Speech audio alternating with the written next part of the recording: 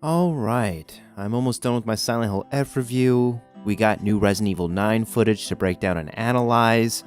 I have a couple of games that I need to review on the channel. So far, everything is lining up perfectly. What was that? Wait, what? There's a new Silent Hill movie? When is that coming out? Are you serious? Okay, I need to watch the trailers.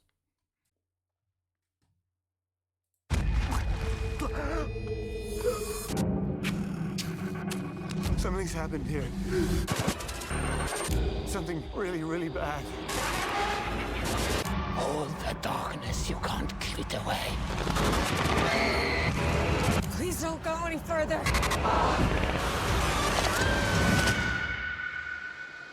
You don't know what kind of hell you have to face.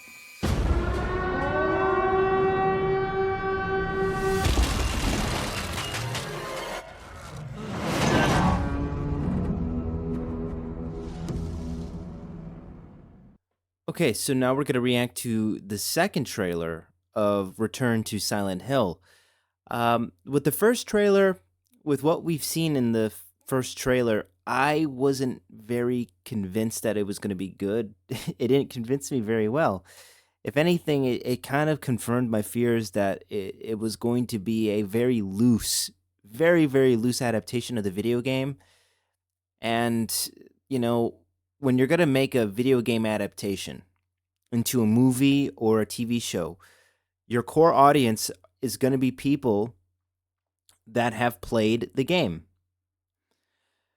I will never understand why they continue to make these films for other people or for other audiences rather than the core audience. I don't understand.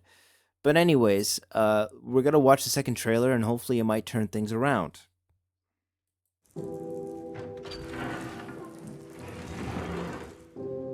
James, so much time has passed. Something's happened. Please come back to our place. Love, Mary. Hello? Can anyone hear me? You're not from here, are you? I'm looking for someone. Everyone got sick in Silent Hill. You really never heard about any of this?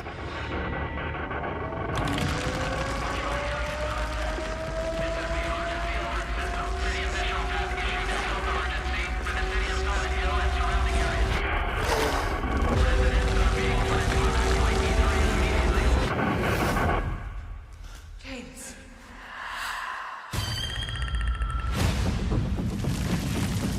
We have to get to her before it's too late.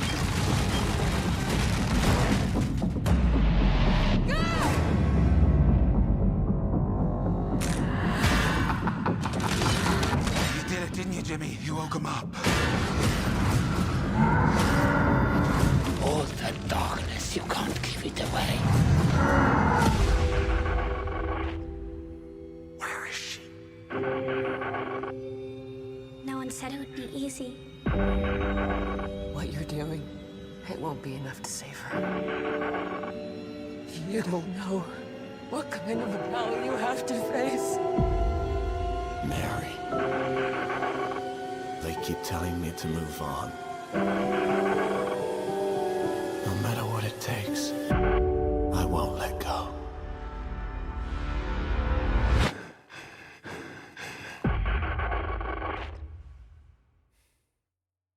It's not every day we get a video game, movie, or TV show adaptation of a beloved horror game series, but when we do, it's usually a spectacular train wreck. Did a full 180, crazy, thinking about the way I was that the heartbreak changed me, baby.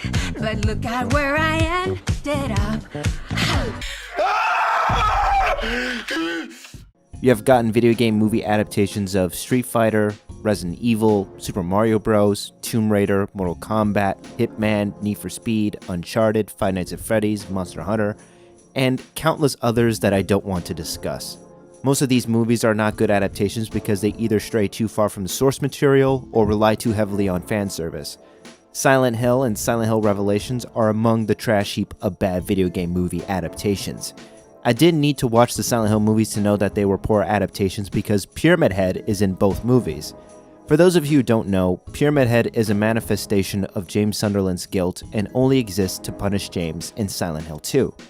Pyramid Head should not be in a video game movie adaptation for Silent Hill 1 or 3 because neither of those games is about James Sunderland.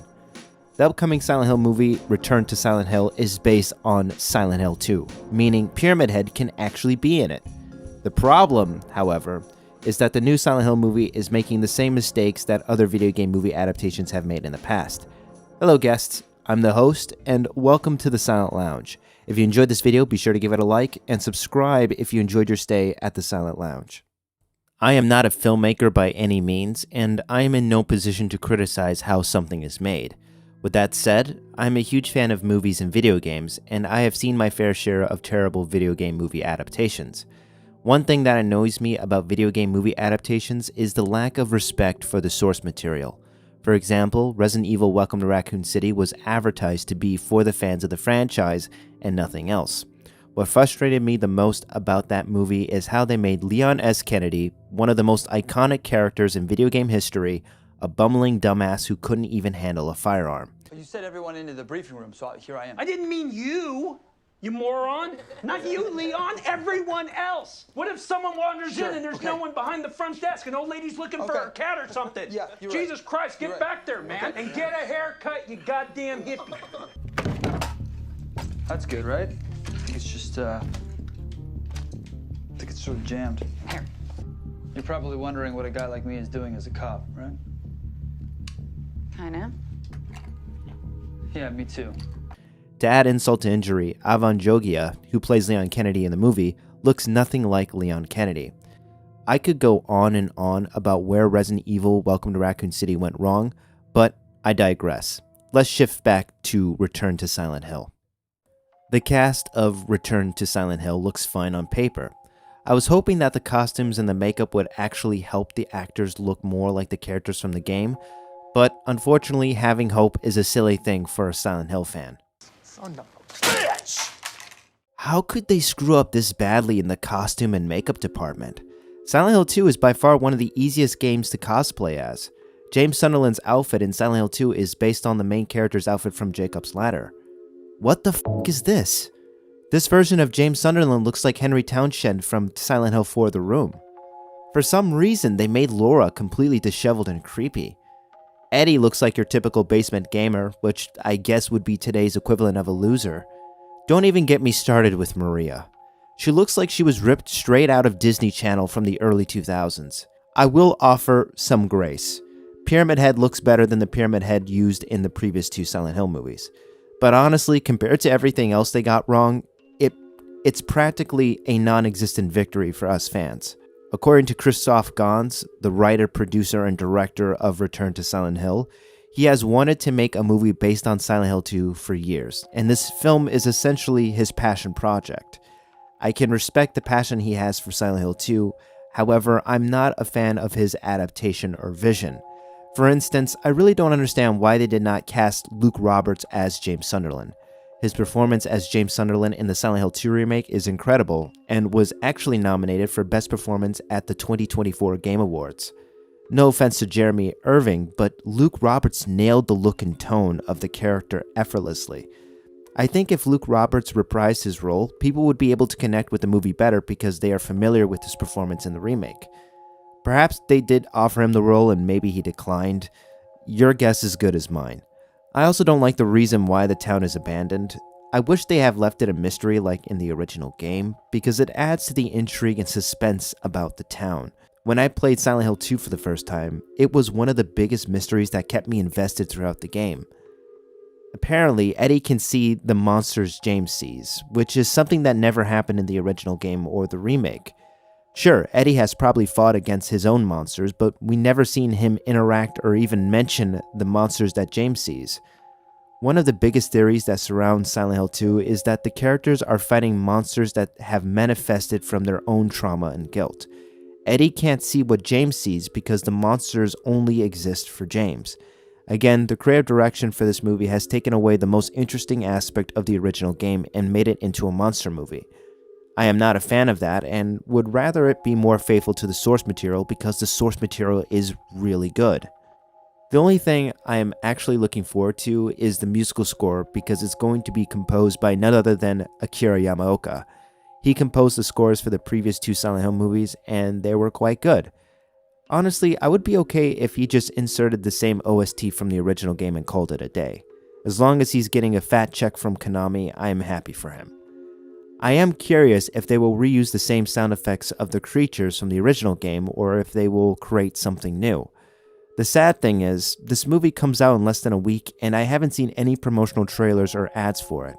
I don't think this movie is going to do well at the box office, and the Rotten Tomatoes score will certainly not help it.